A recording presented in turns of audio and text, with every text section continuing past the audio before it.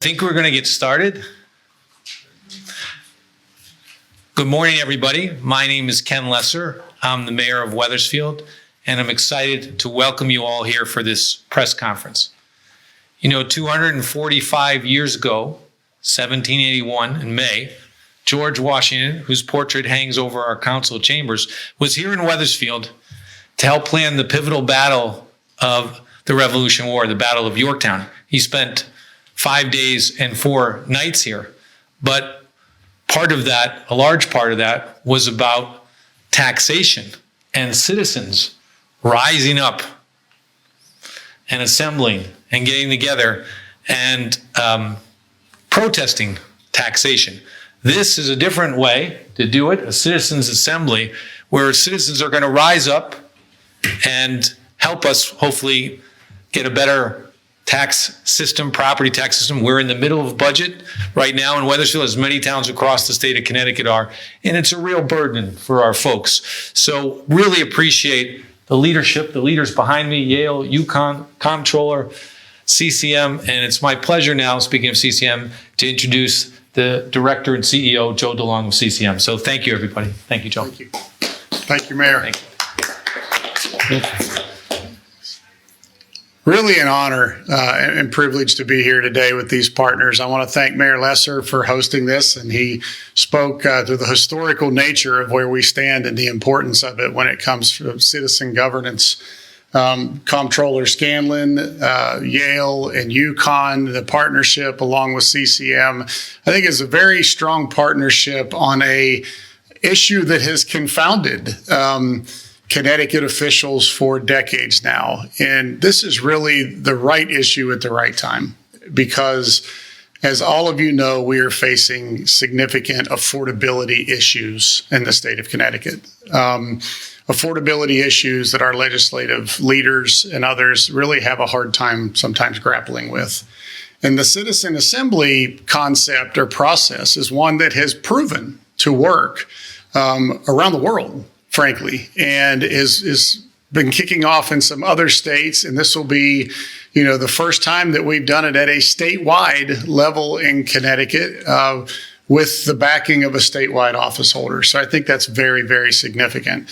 What we find a lot of times today, well, Connecticut was a state that was founded upon people coming together, often coming together and forming around churches as communities and self-governing. As that has grown into the very important representative democracy system that we have, unfortunately, representative democracy has also seen, you know, the influences of wealth. Representative democracy has seen the influences of special interest. It's seen the influences of, you know, so-called experts or analysts, or even on our media networks, sometimes the talking heads, but it doesn't always elevate the voices of the people on the streets. And so what this is an opportunity to reach out into our communities all across the state and elevate the voices of those who make up the demographics of Connecticut, of rich people and poor people, of Democrats and Republicans and independents and men and women and young folks and retirees and homeowners and renters and people who deal with this affordability challenges and have to live in the communities in which these challenges impact every single day.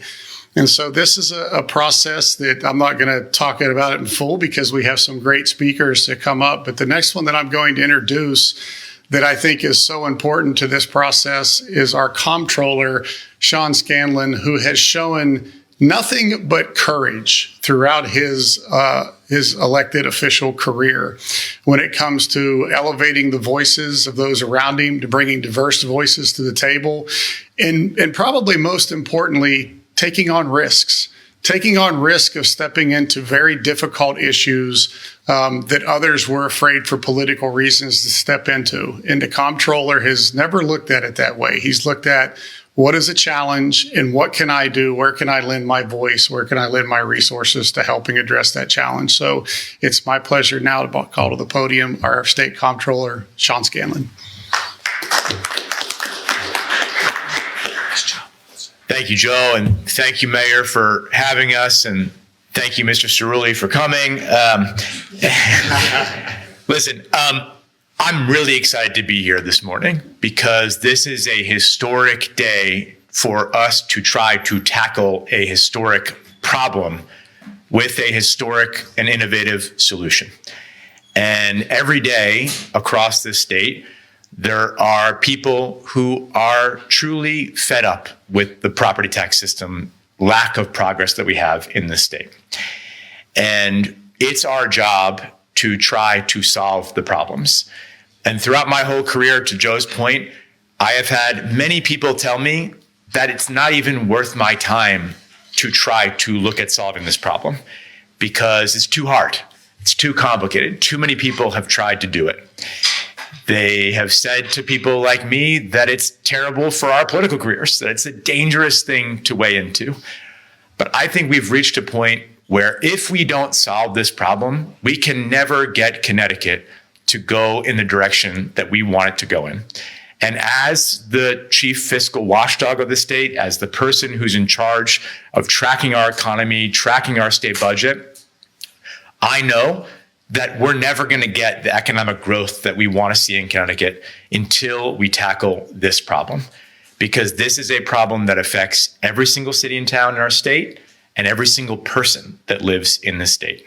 And the moment for us to get this right now is important for this reason. We have spent the last 10 years getting Connecticut out of a fiscal crisis. And if we want to say we're going to spend the next 10 years getting Connecticut to finally grow our economy, we can't do that unless we solve this problem. And I will say this as a politician, I can be self-deprecating, that I'm not sure that the politicians are able to answer this for the reasons I said before. And that's why I think we're turning to the ultimate source of every solution to the problem, which is the people of the state. I, as a state rep and as comptroller, have tried to do innovative things like this before. And I think that they've always proven to me that in politics, politicians often make things harder than they have to be. But when you actually give ordinary citizens basic information, you lay out the choices that we face, more often than not, the answer is usually really clear of what we should do. And in this instance, I know that later this summer and through this fall, we're going to spend serious time putting this to ordinary people. And I know that they're going to guide us in a direction that makes sense because they understand the stakes here. They want to see us change, and they're going to give us, I hope, the courage to do the right thing and finally change the system. This is bad TV, but just this morning when I was waking up and thinking about what I wanted to say, I got in the car, and the first email in my inbox was from a woman named Liz that lives in Manchester, completely not prompted by this. And this woman just sent me an email, as constituents do every single day, about problems. And today, the first email in my inbox just happened to be about this. But I want to read this because I think this is so indicative of what people are thinking about this and experiencing. And she said, at our age, she's a senior citizen, increasing income is not a realistic option.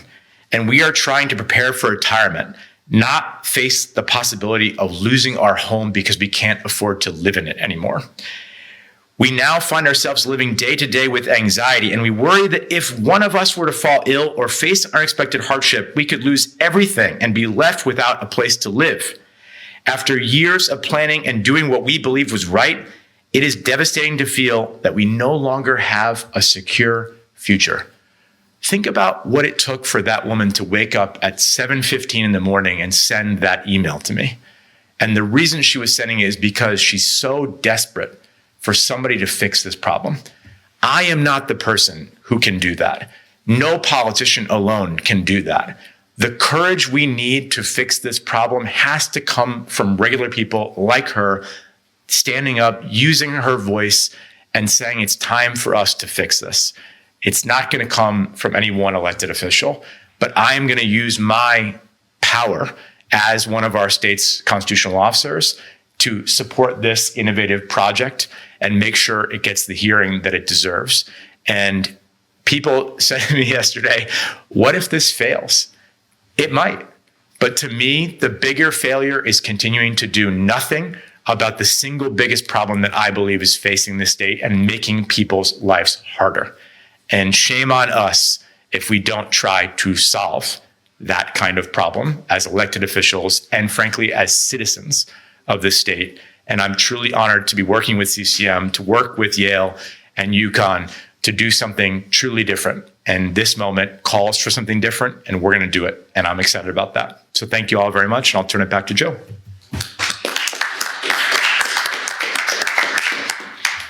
Note to self, next time I do a press event with the comptroller, I'm going to have him go last. Nobody wants to follow him. He's too good, inspiring, and articulate, and very well said. You know, as we go down this path, one of the things that is incredibly important is not just to have big ideas, but to actually have people who know how to do this, who know how to pull off these convenings. And our next partner that we're going to bring up is an expert in this area, somebody who has devoted much of her life's work to elevating the voices of regular citizens. She was very intricately involved in a large citizens' assembly in the country of France. She is a published author of a book called Politics Without Politicians, and is a very highly regarded professor in one of our state's most important institutions. I bring up Professor Elaine Landemore.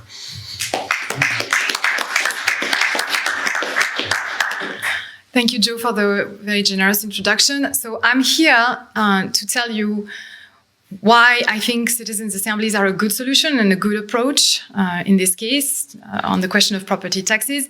Citizens' assemblies are basically jury duty on steroids. You take a very large sample of ordinary citizens selected through civic lotteries to come together over several weekends and deliberate about a very difficult issue that typically politicians have a hard time resolving. And you give them access to everything they need to come to an informed recommendation. So they will be given access to experts. They will have the support of lawyers, anyone they want to reach out to, they will be encouraged to reach out to, or will bring them to them.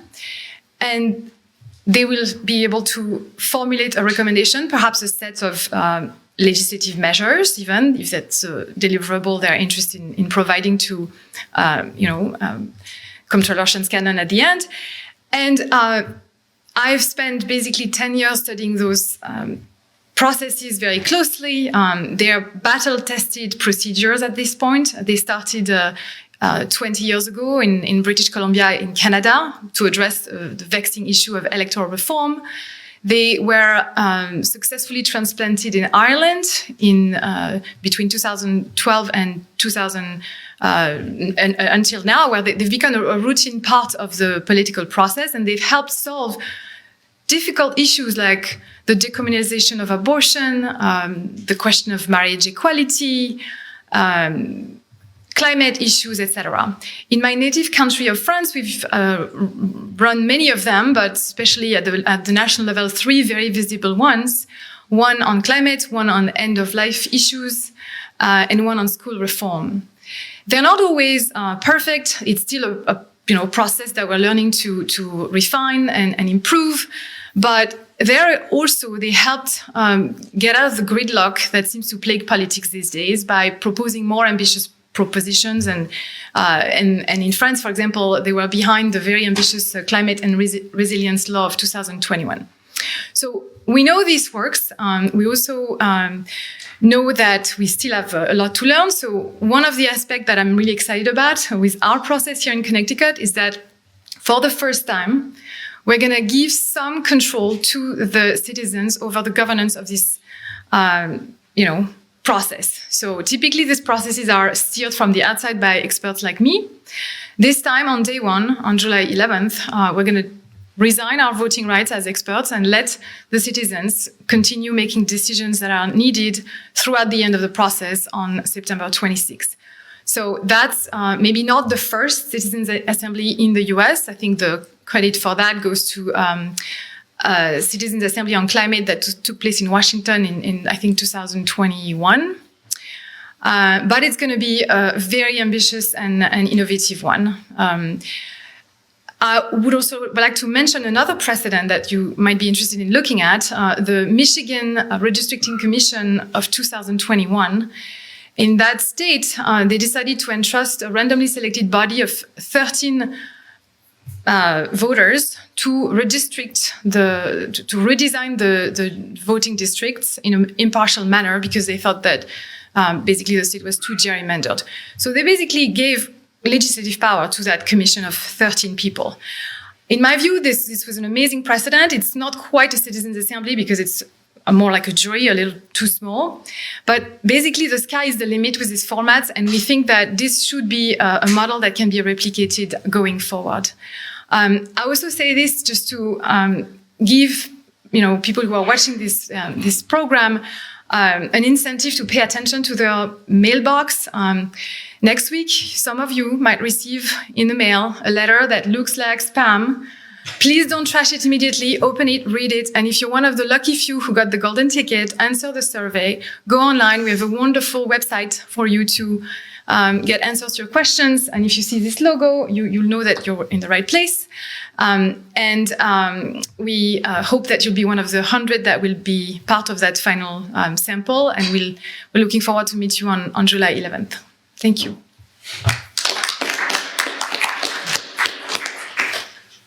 And finally, we have a flagship institution in this state that does more than play basketball, although they're very good at that as well. And our last partner, a partner from UConn, is Professor Michael Morell, who is going to come up and talk a little bit about the selection process and other things. So, Michael, welcome.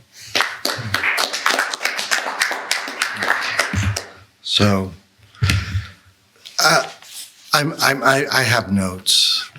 They gave me the technical stuff, so I think it's safer if I have my notes in front of me. So we are going to select participants for the Citizens Assembly with an aim towards mirroring the citizens in Connecticut. And so as Professor Lendamore pointed out, we are sending out hundreds of thousands of letters beginning next week. And we hope that citizens will take the survey that they will see in that letter. And from those hundreds of thousands of citizens, we hope to get thousands of responses. And from those thousands of responses, we are going to select randomly a group of citizens that we hope represent different aspects of Connecticut. So homeowners and renters, people with children, people without children, people from different geographic regions, rural and urban citizens with a variety of opinions, people that represent different incomes, races, and genders. And the whole goal is to create that small group that does as best as we can to mirror the citizens of the state of Connecticut. So we're committed to that component. The other component we're very committed to is making sure that the information that we provide these citizens, the information that they hear, is a balanced set of information. This sort of an assembly of citizen participation only works if citizens have all the information from different sides and different perspectives. And so we are vetting all the information that we provide. And as Professor Lendamore said, once we get started, it's the citizens themselves that will be driving the process. And they'll be telling us what information they want, what things they need to hear, what questions they still have. And then we'll bring in people, experts, in order to help provide that. The other way we try to ensure that kind of balance is that we will be employing facilitators. And their goal is not to tell the citizens what to think on the issues, not to tell the citizens whether what they've said is right or wrong, but instead to ensure that there's a mutual respectful dialogue among the citizens that makes sure that even the citizens that we bring in, everyone is allowed to have their voices heard. Because that's what we want to do here. We have elections. That's one way we have a democratic system. We have public hearings. We can contact our public officials. We have polls, public opinion polls that people consult to think things about. But what's unique about things like the Citizens Assembly is that it brings in voices that may not get heard through all those other channels and brings them together to talk to one another. And so we add to our democratic system, we add to our public discourse a different kind of perspective. And having participated in some of these or things like these, you'll be amazed if you come and watch how seriously these citizens take it, how well they do. It's never perfect. There's disagreements. But I'm always amazed at how well everyday citizens can get together and discuss this in a situation that's balanced, in a situation that we provide them with all the information. Now, in the end, we don't know what they will do. That's the other beauty of this. It's up to the democratic citizens to come up with what they think, what they want to say, what they want to put out there for us to consider. But we are hopeful that whatever they come up with is able to provide information, provide a perspective that will inform the public discourse as we move into the fall elections, on which property taxes very well is likely to be one of the important issues that will be under discussion. But even more so, we hope that in the spring, when the legislative session starts in the General Assembly, that we are able to bring forward this information and present that in a formal setting so that we can hopefully influence and provide a different kind of voice on this very important issue. Thank you very much. All right, at this time, we'll open it up to questions. The only rule is that Dan Har has a question for Elaine. He has to ask it in French. But other than that, you can ask anything you want. Can I ask a question? I have a few questions. I think all of us do. This is kind of a new and different approach to how we've been doing things, right? So there are different proposals, different rebates, all parties have something. Sometimes it's really just a one-time thing and it's not long-term. I'm not really clear what the questions are for people and how they can be part of the solution. Maybe you can explain. Anybody want? I can Go ahead. And is this done, and forgive me if it was mentioned, but I think you are doing this other places. What do you ask people and how can they possibly make a difference in the state of Connecticut? So the professors can give you maybe the more logistical answer, but what I would say is they're going to get a prompt. And that prompt is, what should we do about this problem? It's a problem that everyone knows exists. It's a problem that many people have tried to solve. And it's an issue that you don't see a lot of will to do something about right now in Hartford, because a lot of the efforts to previously do it have failed, right? Why we're doing this and why I think this is going to be different and then received differently than if I just put out a blue ribbon commission report or if I put out a press release saying I want to do this, is because real people are going to spend real time getting information and with the assist of experts to work through some of the more commonly thought suggestions of what we could do differently in Connecticut to make this system less broken than it is today. What makes it broken? Because it's really unfair in different areas depending where you live. I mean, in your eyes, what makes Connecticut's property tax system unfair? I would say two things. One from the perspective of the taxpayer, one from the perspective of the municipality. From the position of the taxpayer, it's a tax on unrealized gains, meaning my taxes go up, but not because something else has gone up in my life. So when the income tax goes up, it's because you make more income and therefore you can pay that tax in theory because of that extra income. It's like a cause and effect. Correct. But in Connecticut, your property tax goes up in most towns every single year, regardless of what's happening with your financial situation or your ability to pay for that tax, right? So it's inherently, to me, an unfair tax on people. So one of the things that you could look at is how could you make the actual tax itself fairer from the perspective of the taxpayer? But from the municipal side, it's an impossible game that they play every year when the needs go up from the people in their communities. The costs go up every year to do that, whether it's to hire a firefighter or to hire a teacher or to buy a fire truck. Or pay for education. Sure, right? All these things. And the only mechanism that they have to solve that problem is to either get more money from Hartford or to raise the taxes on those same people that we just talked about are fed up and taxed to the max, right? That's an unsustainable system for both the municipality and the people who live there. And when we talk about why we need to fix the problem, from my perspective, it's how do we look at those two very big problems?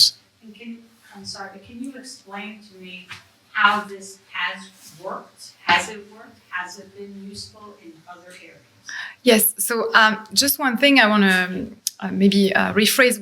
We're trying to ask the question that the citizens are going to answer in the most open-ended, non-partisan way as possible. It could be that by the end of the process, the 100 randomly selected citizens say, there's nothing wrong with the property tax as it is. There's nothing wrong. We just want to keep things exactly as they are. Paquet, comptroller state canon. So that's a possibility. I think that from what we're hearing, I think it's unlikely they'll find nothing wrong and that they'll come up with some diagnostics and some solutions. But we're trying to open the question in a way that that's not partisan. So I think the phrasing on the letter that people will receive next week is something along the lines of what should change, if anything, in the way we fund and deliver local public services. Something like that. Used in other places and has it had success? So the most successful example I can give you is the Irish Citizens Assembly on abortion, 2016, brought together 100 randomly selected citizens to discuss Article 8 of the Constitution in Ireland, which up until then criminalized abortion, made it a punishable offense.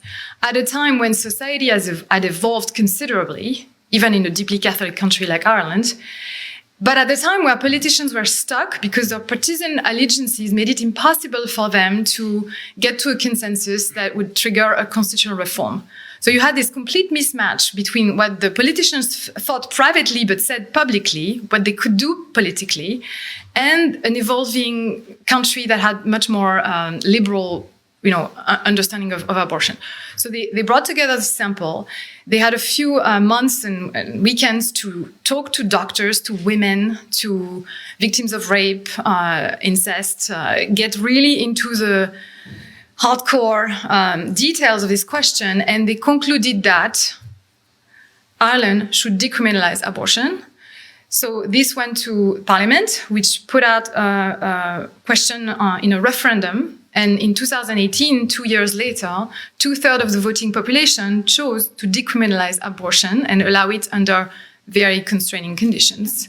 And this is widely considered one of the most successful examples. Trying to gauge people's opinion, but it's never been used in this fashion. Is that right? I mean, obviously for abortion, which is a little bit different than property. So that's what makes our assembly exciting, I think, because you are right. It's very rare that politicians have the courage to use that tool to make voters face economic and financial trade-offs. It's often about questions of rights like abortion, marriage equality. I think the climate convention in France was brave in that sense because at the end of the day, if you're going to curb greenhouse gas emissions, it's going to come at some cost. But this one is about one of the hardest problems. So that's why it's a risk. And that's why I want to say I'm incredibly grateful to Comptroller State Shannon for taking that risk because it's not an assured win. They might fight and not agree on anything. It's a real possibility. So we'll see. Merci, je parle français. Ah, ok. Enchantée. Others? Danny? Je parle seulement un peu. I did try to ask a question in French to Joe yesterday. It didn't go well. Yeah, I speak West Virginia hillbilly. I don't speak French, so yeah. Were you involved in that Ireland? No, I was involved in the French on euthanasia and end of life. Euthanasia and like Yeah, assisted dying, yeah. I was on the governance committee of that French one, and I observed the first one. and they concluded we do not in fact have to die? Sorry. So let me talk about the French Citizens Convention on End-of-Life Issues, 2022-23. So the question was, we're an aging country where a lot of people in France actually end up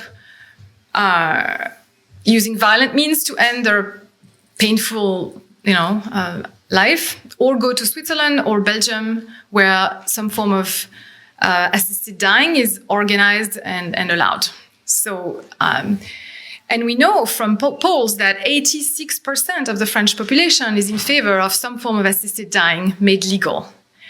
And maybe even some form of euthanasia, meaning when the doctor is actually injecting the substance to somebody who's in a coma or something. The problem is that, again, politicians are stuck because they are very responsive to extremely active groups like doctors' associations, religious associations, who are gung-ho against any liberalization of the law, right? A religious group for religious reasons, doctors because their mission is to save lives, not to end them. And it's been a real gridlock for a long time.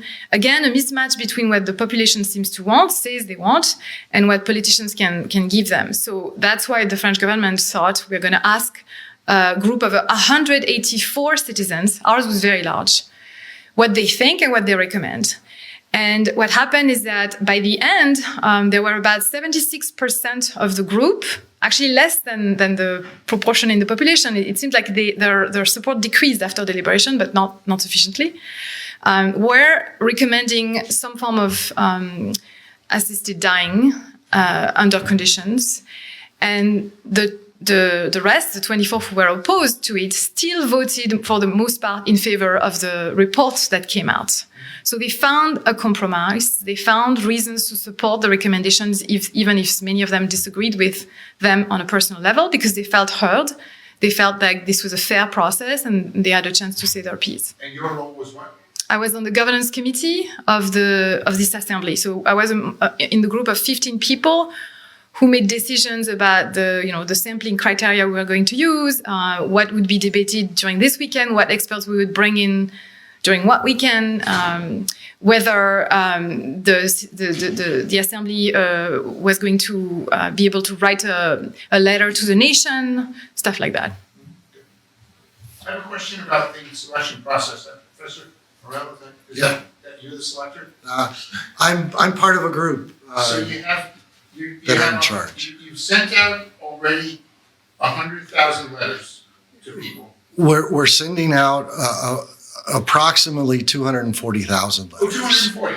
Yeah. They got chosen now? So half of them are chosen through a random sample based upon voter rolls, and then half of them were households chosen based upon geography, so that we made sure that we got things out to all parts of the state.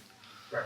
So now you're going to get X number of thousand, and how are you going to pick them while also making sure that they're balanced? Is it? I know in schools when they do a magnet school lottery, they just keep picking because they're only looking at racial balance. You're looking at too many variables to just keep picking. Is that right, or is that wrong? No, there's a process called sortition that you use that uses different blocks, starts with different blocks of people, and the initial blocks we're starting with because these are the most important issues related to, I think, this topic are the homeowner and the children issues. And then within those blocks, we try to make sure that it's geographically dispersed. And then we do a random sample of people using those categories like income and race and gender. So it's a tiered process. And then within the tier you're in, we pick a random number that's aimed at being proportional to that number in the state. Did I answer? Can we see it? Can you see what? The questions? Or is that? The survey itself? Survey's in the packet. Is the survey in the packet? It's not in the media packet? Okay, we can get you a copy. Yeah. So is that good? Yes. Okay. So to be clear, if somebody gets the survey and calls you up and says, I really want to do this, I'm just totally psyched to do this, and I'm a homeowner in Goshen and blah, blah, blah. They don't have any, even if they know Sean? Yeah, even if they know Sean. Especially if they know. Yes. So in the survey, we're asking the questions and we're asking them, do you want to do this? Are you going to commit to this? Are you available to do this? And so that gives us a pool. We call it a pool of people from which we will select the 100. Now, the additional people that participate, we're going to ask them to do another survey later as well, because we want to see, right, what the deliberators look like and what this pool that doesn't deliberate look like? But it's like she calls it a golden ticket. It's like Willie White. It's a random process that aims at being representative, though. And there's AI involved. So it's not, you know Sean, so you get in because Sean's sitting in a room doing the selection. It's a computer-generated AI process that helps narrow down these criteria as well. Send out 240,000, what is the ideal group, or what is there? The re- sampling would be? It's the return rate, Yeah. typical. You want The ideal return rate is all, but the expected we've calculated the number to send out based on expected return rate of 1%. So about 2,400, right? How many? Well, if it's 240,000, about 2,400, hopefully in the pool itself. And you're paying them how much? So for those who participate, who get chosen, get chosen to participate in the assembly itself, if for full participation, we're offering $1,200 to participate. Yeah. Not with taxpayer dollars, Not with taxpayer dollars. That's coming from our funders. And Sean's, They get paid $1,200 to do the survey. No. Full participation, whether Once selected. you get the Yes, 400. yes. you have an hourly rate on it? It's about $21 an hour. I was joking. Yeah, it comes down to about $21 an hour. So in terms of donors, they are listed on our website under donors, so you can check them out. We have, of course, CCM as a major donor. ISPS, my own institution, gives some money. We have some private donors. We have some different contributions from different types of philanthropists. And that's all part of the Connecticut Citizens Assembly, right? The donor. Well, they're not part of it, they're just supporting it. They just. Yeah. Anyone else? Questions? Thank you all very much for coming. We really appreciate it. Thank you. Thank you so much. Let me know if I can help. Thank you. Well done. Thank you. thank you. We'll do it. Yeah, we got it. This is very helpful. Certainly we feel the pinch. Yeah.